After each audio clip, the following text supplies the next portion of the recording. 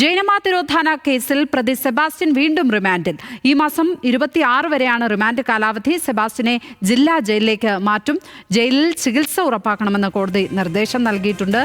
ഗോകുലാണ് വിവരങ്ങളുമായി ചേരുന്നത്. ഗോകുൽ, എന്താണ് ഈ വാർത്തയുടെ വിശദാംശങ്ങൾ?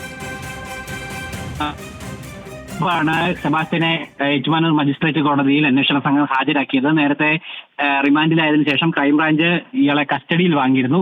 ചോദ്യം ചെയ്യലുകൾക്കും മറ്റ് തെളിവെടുപ്പ് നടപടികൾക്കുമായിട്ട്. അത് പൂർത്തീകരിച്ച വേളയിലാണ് ഇപ്പോൾ വീണ്ടും സെബാസ്റ്റ്യനെ കോടതിയിൽ ഹാജരാക്കിയത്. കോടതി വീണ്ടും 26-ാം തീയതി വരെ, ഈ മാസം 26 വരെ സെബാസ്റ്റ്യനെ റിമാൻഡിലേക്ക് അയച്ചിരിക്കുകയാണ്. ഇയാളെ ജില്ലാ ജയിലിലേക്ക് ഇന്ന് തന്നെ മാറ്റും. ഒപ്പം ഇയാളുടെ പ്രായാധിക്യം കണക്കിലാക്കിക്കൊണ്ട് ചികിത്സ അത് ജയിലിനുള്ളിൽ ഉറപ്പുവരുത്തണമെന്ന് ഈ അധികൃതരോട് കോടതി നിർദ്ദേശിക്കുകയും ചെയ്തിട്ടുണ്ട്. നിലവിൽ എന്തായാലും വരുന്ന ദിവസങ്ങളിൽ ഈ ജൈനമ്മയുടെ തിരോധാനവുമായി ബന്ധപ്പെട്ട അന്വേഷണത്തിന്റെ ഭാഗമായിട്ട് ആദ്യഘട്ടത്തിൽ ശേഖരിച്ചിട്ടുള്ള അസ്ഥികഷ്ണങ്ങളുടെ DNA പരിശോധനാ ഫലം കൂടി വരാനിരിക്കുകയാണ്. അത് വന്നതിന് ശേഷം കൂടുതൽ കാര്യങ്ങൾക്ക് വേണ്ടി, കൂടുതൽ മൊഴിയെടുപ്പ് തെളിവെടുപ്പിന് വേണ്ടിയിട്ട് വീണ്ടും സെബാസ്റ്റ്യനെ കസ്റ്റഡിയിൽ വാങ്ങാൻ തന്നെയാണ് ക്രൈംബ്രാഞ്ച് അന്വേഷണ സംഘത്തിന്റെ തീരുമാനം. എന്തായാലും നിലവിൽ ഇപ്പോൾ 26-ാം തീയതി വരെ റിമാൻഡിലേക്ക് അയച്ചിരിക്കുകയാണ്.